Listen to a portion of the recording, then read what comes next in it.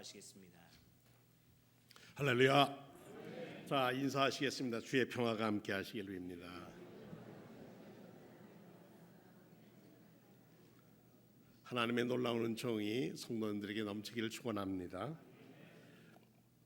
이 시대를 말해서 한마디로 제일 소중한 것이 무엇이냐라면 시대마다 좀 다르겠지만 많은 사람들이 이 시대는 공감을 하는 시대를, 공감을 잃어버린 시대다라고도 얘기합니다. 제 각각의 생활이 곤고해지니까 사실 자기도 돌볼 시간이 없으면 남을 돌본다는 거, 남과 함께 그 문제를 고민한다는 것이 어려워지는 세상입니다. 우리 조상들은 이 함께하는 것을 굉장히 소중히 여겼습니다. 그래서 가장 함께하는 것 중에 가족관계, 혈연관계라고 하는 것이 관계를 이어가는 끈이기도 했습니다. 그러나 그 시대의 흐름에 따라서 그 가족도 이제는 해체가 돼서 이제는 홀로 사는, 이제 핵가족이 아니라 혼자 사는 사람들이 많아지는 그런 시대에 정말 걷잡을 수 없이 빠르게 지나가고 있습니다. 예언자 다니엘의 끝날을 소개하며 예언날이 이 세상의 끝날을 얘기하면서 이렇게 말씀했어요. 땅의 티끌 가운데서 자는 자 중에 많은 사람이 깨어나 영생을 받은 자도 있고 수치를 당하여서 영원히 부끄러움을 당할 사람도 있을 거다. 지혜 있는 자는 궁창의 빛과 같이 빛날 것이요 많은 사람을 옳은 대로 돌아오게 하는 자는 별과 같이 영원토록 빛나리라. 다니엘아, 마지막 때까지 이 말을 간수하고 이 글을 봉함하라. 그 다음에 한 줄이 있는데 많은 사람이 빨리 왕래하며 지식이 더하더라. 요즘 시대를 다니엘 시대 때 시대가 빨라질 것이고 그리고 지식이 더할 것이고 그런데 부족한 게 있다는 거죠. 그것을 잊게 하신 하나님을 떠났다는 겁니다. 예수께서 사시고 보시고 살았던 그 시대에는 정말 어려운 시대였습니다. 오늘 본문에 보니까 마태복음 11장에 이 세대를 무엇으로 비유할까? 비유하건대 아이들이 창터에 앉아서 제 동물을 불러서 우리 이르되 우리가 너희를 향하여 피를 불어도 너희가 춤추지 않고 우리가 슬피 울어도 너희가 가슴을 치지 아니하였다 함과 같다. 이런 공감을 잃어버린 시대에 살고 있다. 함께 아파한다는 공감, 컴패션은 일전 19살 젊은 일꾼이 지하철 2호선 구역에 스크린도 작업을 하다가 둘이 해야 할 작업을 혼자 하다가 전동차에 치여 사망하는 사건이 있었습니다. 그 전동차역 그가 다친 자리에 함께 아파하는 사람들의 포스트잇 노란 종이에 한 줄 한글 거기에다가 애통하면서 함께 아파하는 모습을 보면서 아직까지 이 나라는 함께 아파하는 사람, 함께 눈물을 흘릴 사람이 있는 나라다, 희망이 있는 나라다, 그런 생각을 갖게 됐습니다. 그 글 중에 이런 글을 제가 읽었습니다. 문제의 원인은 알았지만 우리는 아무것도 하지 않았습니다. 저는 왜 그 말이 제 마음을 치고 지나가는지 곰곰이 생각해 봤습니다. 문제의 원인은 알았는데 우리는 아무것도 하지 않았다는 겁니다.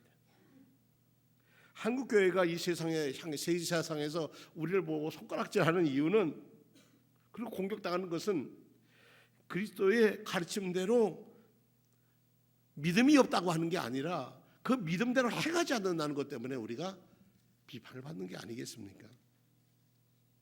아무것도 안 한 죄. 어느 글에 읽어보니까 2차 대전 때 프랑스에서 어느 마을에 조그만 도시에 레지스탕스들이 있어서 수많은 이 독일 나치에게 가서 처형당하고 했는데 거기 시장이 있었답니다. 근데 이제 독일은 망하고 프랑스는 다시 제 나라의 모습을 꼴을 갖출 때 그 시장이 나가서 재판을 받게 됐답니다.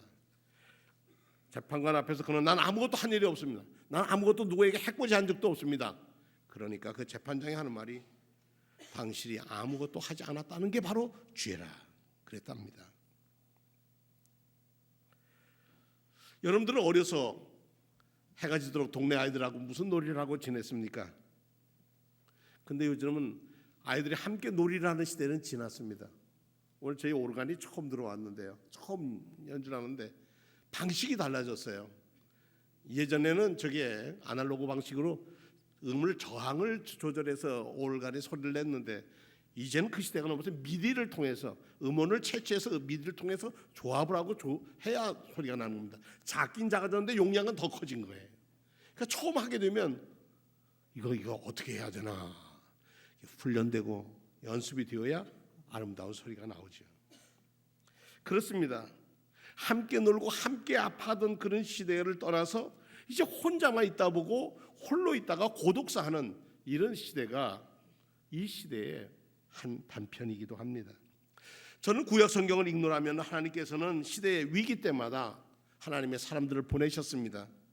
예언자도 보내고 선견자도 보내고 선구자도 보내고 선생도 보내고 뭐 많은 또 제사장들도 보내서 나라가 하나님 앞에서 바로 서고 하나님 뜻에 따라 세워가는 나라가 되기를 원했습니다. 그러나 사람들은 그 언약을 지키는 적이 없었습니다.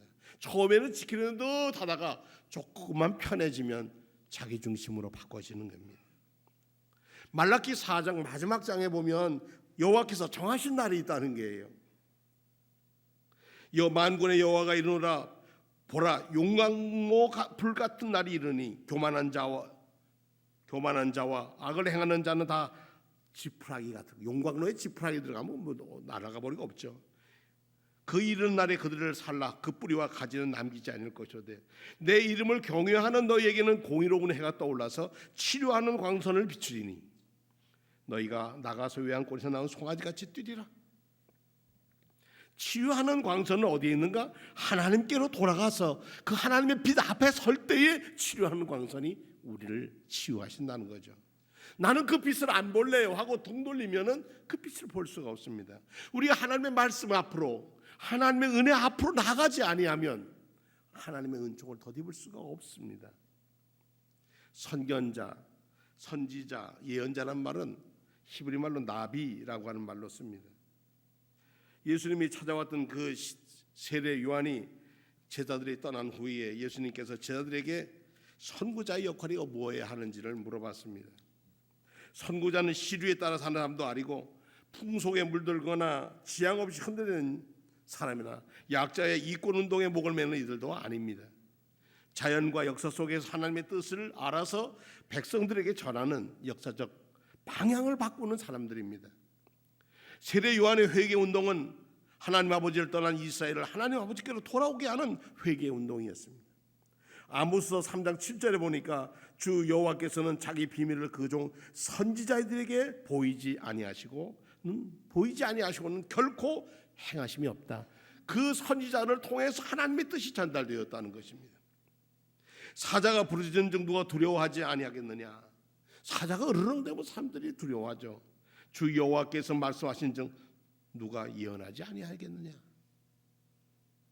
말라기서 맨 끝에 가서 우리가 회복되어야 할 것이 뭐냐?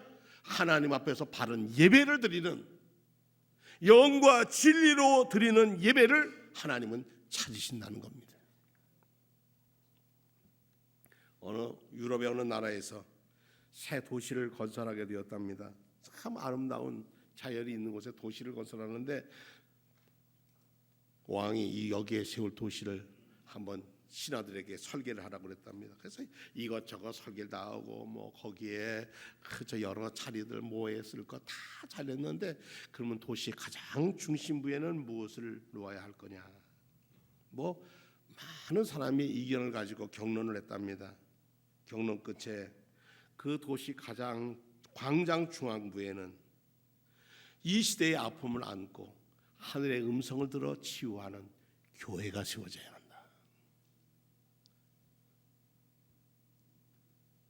그래서 많은 유럽의 나라들이 그 도시 광장 가장 좋은 자리에 교회가 있습니다. 수원 종로 사거리에 1907년에 하나님께서 이 수원의 운명을, 이 수원이라는 나라를, 이 도시를 위해서 이끌어갈 교회를 세우셨습니다. 그리고 이 시대의 민족의 아픔과 민족의 고난과 민족의 갈 역사적 사명을 함께 너희들도 지고 가라, 그렇게 명하셨다고 저는 믿습니다. 그래서 세워진 것이 저희 교회입니다. 앞에는 궁이 있고 좌우에는 가장 좋은 도시의 중심이었습니다. 그 교회가 우리 교회의 사명을 함께 할 수 있는 것은 뭘까? 하나님 사랑과 이웃 사랑이 여기에서 성숙해지고 그 책임을 감당해야 할 것입니다. 지난 화요일날 오후에 임면수, 김념 사업회 6분이 손님이 오셨습니다. 그분들이 그런 얘기를 하셔요. 저희가 지난번 임면수 선생님 동상을 세울 때 수원종로교회에서 도와주셔서 감사합니다. 그런데 수원종로교회는 가난하고 어렵고 힘든 사람들에게 그렇게 식사 대접을 오랫동안 하셨다는 얘기는 들었는데, 저희가 골프 대회를 해서 모금을 했습니다. 우리가 어떤 일을 좀 해볼자 하다가 첫 번째 한 것이 이 시대에 이 수원에 가난한 사람들을 돌보는 사람들을 돕자. 그리고 그분들이 우리는 많지는 않습니다만은 쌀 33, 20kg 33포를 저에게 보내주셨습니다. 그리고 그분들 얘기는 우리가 임면수 기념 사업회 할 때 함께 해주신 게 고맙습니다. 그게 그들의 말이에요. 이 수원의 아픔을 함께 안고 가는 교회가 소중합니다. 이런 뜻이에요. 안경을 쓰는 저 같은 사람들은 아침에 나면 꼭 안경을 깨끗이 닦아야 하루가 지나가는 것 같습니다. 세수를 하고 이를 닦아야 하루가 시작하듯이 우리의 믿음의 눈물로 우리의 영안을, 우리의 참 모습을 한번 닦아보아야 시대가 아무리 고난과 역경의 시대라도 우리는 하나님이 우리를 향하여 보여주신 뜻을 볼 수 있고 그 길을 따라 걸어갈 수 있고 그 길을 행할 수 있는 용기를 갖게 되는 것입니다. 디모데후서 4장에 보니까 너는 말씀을 전파하라. 때를 얻든지 못 얻든지 항상 힘쓰라. 범사에 오래 참음과 가르침으로 경책하며 경계하며 권하라. 때가 이르니 그 시대가 올 텐데 바른 교훈을 받지 아니하면 누가 바른 말도 듣지 않고 귀가 가리워서 자기의 욕심을 따를 스승을 많이 두고 또 그 귀의 진리에 돌이켜 허탄한 이야기를 따르리라. 그러나 너는 모든 일에 신중하여 고난을 받으며 전도자의 일을 하며 내 직무를 다하라. 전제와 같이 내가 벌써 부어지고 나의 떠날 시각이 가까웠도다. 나는 선한 싸움을 싸우고 나의 달려갈 길을 마치고 믿음을 지켰으니 이제 후로는 나를 위하여 의의 면류관이 예비되었으므로 주 곧 의로우신 재판장이 그날에 내게 주실 것이며 내게만 아니라 주의 나타나심을 사모하는 모든 자에게 상 주시는 이시라. 로마서 12장에 가보면 그러므로 형제들아 내가 하나님의 모든 자비하심으로 너희를 권하니 너희 몸을 하나님이 기뻐하시는 거룩한 산제물로 드려라. 희생 제물이 너희가 되어야 너희가 산다.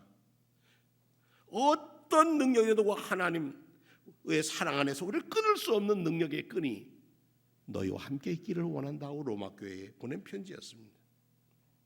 예수께서는 제자들에게 땅에 떨어져 새싹을 자라게 새 존재 미랄과 같은 존재가 되어야 한다고 그랬습니다. 내가 진실로 진실로 너에게 이르노니 한 알의 밀이 땅에 떨어져 죽지 아니하면 한 알 그대로 있고 죽으면 많은 열매를 맺느니라. 나는 안 죽고 남이 죽어서 열매를 맺을까요? 그럴 수 없겠죠. 이 시대의 사람들은 그 뜻을 이 땅에서 찾는 것이 아니라 역사를 이끌어갈 하나님 앞에서 우리가 찾아야 할 것입니다. 삶에 있어 이해 득실이나 성공 실패를 넘어서서 더 넓고 깊고 더 먼 영원한 세상을 바라볼 수 있는 눈이 그 영안이 여러분들과 성도님들과 그리고 저에게 열리기를 축원합니다. 누구든지 하나님 앞에서 부인하면 주님을 모른다고 하면 나도 너희를 모른다 그렇게 말씀하신다고 했습니다. 시대의 사람은 어떤 사람일까요? 첫째로 시대의 길잡이 역할을 하는 사람입니다. 길잡이는 그 길이 어떤 험하여도 그 길잡이는 바른 길로 따라오는 사람들을 앞서서 가야 합니다. 먼저 체험하고 먼저 갔던 그 길을 두렵고 떨리는 마음으로 앞서가는 게 시대의 사람입니다. 둘째로 시대의 사람들은 불의에 눈 감지 않는 사람들입니다. 뛰어드는 사람입니다. 역사 한가운데서 하나님의 뜻을 받아서 그 뜻대로 복음을 전할, 그리고 스스로 몸을 불태워 하나님 앞에 제물로 바치더라도 바울 사도처럼 전제로 피의 제사를 드리더라도 내 몸은 하나님의 뜻을 이루겠다고 믿는 사람들이 시대를 이끌어갈 사람들입니다. 마지막으로 변혁을 위해서 자기 자신을 던지는 사람입니다. 선구자, 선견자, 예언자 그들은 그 길을 가기 위하여 자신이 먼저 부르심을 받아 그분의 뜻대로 삶의 변화가 왔고 그 삶의 변화를 통해 사회의 구조의 변화를 온몸으로 행했던 사람들이었습니다. 18세기 영국의 산업혁명의 폐해가 넘칠 때 가난한 사람은 지독히 가난해지고 가지는 사람은 너무나 부유해서 어려웠을 때 프랑스 혁명처럼 피 흘리는 혁명이 아니라 복음 혁명으로 하나님께로 돌아가는, 그리고 우리 스스로 하나님 앞에 성화되는 그 운동으로 영국을 세웠던, 그리고 세계를 세웠던 존 웨슬리의 그런 신앙 운동이 이 시대에 절실히 요청된다고 하는 것입니다. 이사야 6장에 음성이 들리기를 그때 내가 말하되 화로다 나여 망하게 되었도다. 나는 입술이 부정한 사람이요 나는 입술이 부정한 백성 중에 거주하면서 만군의 여호와이신 왕을 비었음이라 하였더라. 그때 스랍 중에 하나가 부젓가락으로 제단에서 집은 바 핀수스를 손에 가지고 내게로 날아와서 그것을 내 입술에 대며 이르되 보라 이것이 내 입에 닿았으니 내 악이 제하여졌고 내 죄가 사여졌느니라 하더라. 또 내가 주의 목소리를 들은즉 주께서 이르시기를 내가 누구를 보내며 누가 우리를 위하여 갈고 하시니 그때 내가 이르되 내가 여기 있나이다 나를 보내소서 하였더라. 오늘 이 시대를 향하여서 하나님은 여러분을 만나시기를 원합니다. 이 시대에 하나님께서는 성도들을 통해서 이 세상에 빛으로 이끌는, 과감하게 우리가 져야 할 책임을 감당하는, 그리고 그로 인해서 한 영광을 하나님께 돌리는 이들을 찾고 계십니다. 내가 이르되 주여 어느 때까지니까 하였더니 주께서 대답하시되 서업은 황폐해지고 주민이 없으며 가옥에는 사람들이 없고 이 토지를 황폐하게 아무것도 없다고 할지라도 그때 나는 새 도시 새 나라를 세울 것이라 하셨습니다.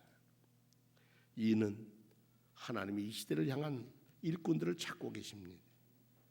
사랑하는 성도 여러분, 오늘 우리는 6월 첫 주일을 보내면서 귀 있는 자는 들어라. 내 말을 듣고 있느냐? 정말 듣고 있느냐? 이 세대를 무엇으로 비유할까? 아이들이 창태 앉아서 제동을 불러 우리가 너희를 향하여 피를 불어도 춤추지도 않고 우리가 슬퍼 울어도 너희가 가슴을 치지 아니했다. 함께 민족의 아픔과 이 도시의 아픔과 우리의 모든 아픔과 가정들의 위기 속에 사는 저들에게 함께 기도하고 함께 아파할 때 하나님은 여전히 수원종로교를 통해서 구원의 역사를 펼쳐가실 것이고 영광을 받으실 줄로 믿습니다. 아멘. 다 같이 신앙 고백하겠습니다.